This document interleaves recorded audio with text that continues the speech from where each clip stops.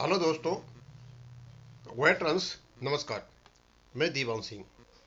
मैं आपको बताना चाहूँगा कि हम सिर्फ यही देखते रहते हैं कि आखिरकार ये 30-32 साल से हमारा पेंशन ऑपरेशन क्यों नहीं हुआ। आखिरकार किसकी कमी थी? क्या रेगुलेशन नहीं था, या कोई स्पेसिफिक इंस्ट्रक्शंस नहीं थे, क्या आईबीए का बिल्कुल ही साथ नहीं था, या यूएफयू ने बिल्कुल ही आंख बंद कर ली थी, या जो रिटायर्ड पेंशनर्स के ग्रुप हैं वो इतने अकर्मण्य थे कि इस और कोई उन्नति प्रगति हो ही नहीं पाई और ये ठंडे बस्ते में चला गया। तो मैंने तो यही देखा कि रेगुलेशन भी था और रिटायर्ड पेंशनर्स मेजॉरिटी में उनकी चाहत भी पेंशन ऑपरेशन हो, लेकिन कुछ लोग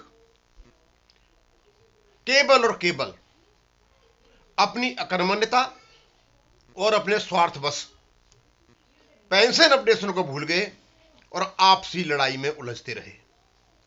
ऐसे ही मेरे पास यूट्यूब पर किसी ने ये all India Indian bank retirees federation की आपसी लड़ाई जो यूपी स्टेट की यूनिट है वो डाल दिया। मैंने उसको पढ़ा, उसका छोटा सा पार्ट मैंने यहां रखा और देख करके मैं तो अचंभित था कि आखिरकार ये फेडरेशन आ रहा है, रिटायरीज आ रहा है, कहीं ऐसा तो नहीं है ये जो एआईबीआरएफ है उससे संबंधित हो।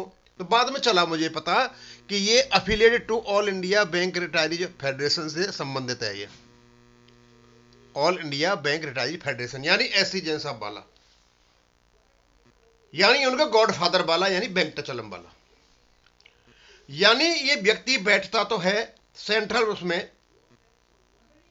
यूएफबी का हिस्सा है, लेकिन वहां से एआईबीआरएफ जो रिटायरी का संगठन है जैन साहब वाला, ये स्टेट यूनिट के कर्मचारियों बैंक पेंशन को भी प्रभावित करता है। अब पता नहीं इनको ये बात छुपानी चाहिए थी, बाहर कैसे निकाल दी। भाई लड़ाई झगड़ा हर एक में होता है, कोई नई बात तो है नहीं। यदि तुम अपने डिफरेंस है को एयर करोगे, सोशल मीडिया पर डालोगे, लड़ाई झगड़ा दिखाओगे, तो स्वाभाविक सी बात है ये बातें बाहर जाती हैं, गवर्नमेंट तक पहुंच जाती हैं। उनको पता है ठीक है, लड़ने दो आराम से इनको। और इनके जो फॉलोअर्स होते हैं, जो पैसा देते हैं, वो भी चुप हो जाते हैं। वो क्या करें, क्योंकि ये सारे वो नेता हैं जो सर्विस के दौरान वेंकटाचलम जैसे व्यक्ति के तलवे चाटते थे, अपनी मनमर्जी की पोस्टिंग लेते थे और दूसरे लोग इधर उधर भागते थे। और इनको लड़ाई इसलिए हो रही है कि इनको मलाई चाहिए, उनको वो पावर चाहिए, इनको अथॉरिटी चाहिए। इसमें कहीं एक नाम आया सुरेश शर्मा का। सर मैंने सोचा ये वही सुरेश शर्मा जी होंगे। ये दिल्ली में शायद ये प्रेसिडेंट हुआ करते थे कि यूनिट के, शायद इसी के थे, वेंकटचलम वाली के। और इनका बड़ा दबदबा था, इनका दबदबा अब भी कायम है। मैंने इनको 2006-7 में दिल्ली में देखा था। 2-3 साल ही रहा मैं तो, लेकिन वहां जो लोग थे, इनसे जो त्रस्त थे लोग, वो अभी मीटिंग हुई थी कुछ दिन पहले दिल्ली में, कोई आज से 20-25 दिन पहले। वहां इलाहाबाद बैंक के कुछ लोग इनके बारे में बात कर रहे थे। साहब वो इतने दबंग थे, लोगों की ट्रांसफर नहीं होने देते, कोई बाहर से आ जाता उसको ज्वाइन नहीं करने देते, लड़ाई झगड़ा पता नहीं कुछ सारे दबते थे। वो ऐसे कुछ बात बता रहे थे, लंबी लंबी मार रहे थे। था, मुझे पता है कि ऐसा कुछ था। वो भी इनमें इन्वॉल्व है। वो इसका all India Indian bank retiree federation के कोई सेक्रेटरी हैं, जनरल सेक्रेटरी। यानी उनको लोभ इतना है, मोह इतना है कि रिटायरमेंट के बाद भी वो यहां पर पड़े हुए, यानी कोई एलिजिबल आदमी आ जाए तो नहीं आने देंगे। और कोई स्वाभाविक सी बात है, इनमें लड़ाई किस बात पर होगी?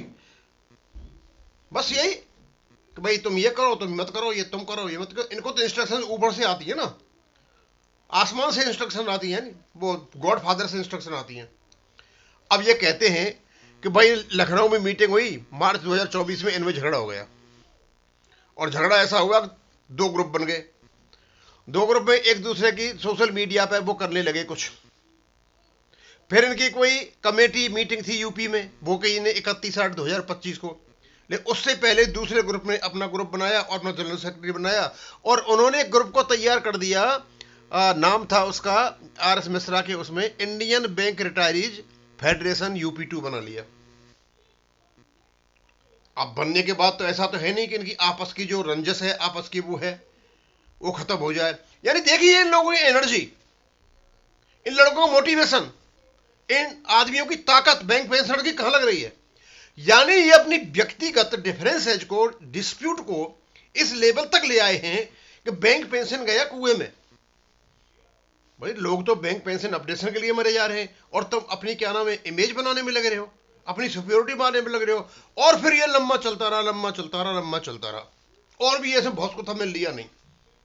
फिर इनकी मीटिंग होती है, फिर 5-6 आदमी को अपॉइंट कर देते हैं कि भाई इसको कैसे सुलझाओ। इनकी फिर मीटिंग होती है सबकी मिलकर के। जो आदमी मीटिंग करने जाता है वो ये बोलता है भाई तुमने जो अलग ग्रुप बना लिया है ये हमारा कॉन्स्टिट्यूशन आपको अलाउ नहीं करता। आप अंदाज लगा सकते हो कि आप किसी से कंसिलिएशन के लिए जाओ, समझौता करने के लिए जाओ, ऐसे वर्ड बोल दो तो सामने वाला पूजा तो करेगा नहीं। भाई कॉन्स्टिट्यूशन तुम्हारा ये तो अलाउ नहीं करता, तो कॉन्स्टिट्यूशन के आपका ये अलाउ ये करता है कि आप जो मस्ती मार रहे हो, जो सोशल वेलफेयर के लिए बने हो, जो बैंक कर्मचारियों के लिए बने हो, पेंशनर्स के लिए बने हो, उनके हितों के लिए बने हो, वो आप कर रहे हो क्या? नहीं, बिल्कुल नहीं कर रहे हो। कह रहे नहीं वे इनमें से क्या करते और उठक फटक होती है, कुछ निर्णय लेते हैं और निर्णय छोड़ देते हैं। सेंट्रल कमेटी जो करेगी वो होगा, एग्जीक्यूटिव कमेटी वो होगा, और यहां से किसी एसपी शर्मा साहब को निकाल देते हैं। यानी इनकी डिफरेंस जैसी थी वैसी की वैसी रहती है। कॉन्स्टिट्यूशन का सहारा लेकर के आराम से चीजों कर लेते हैं।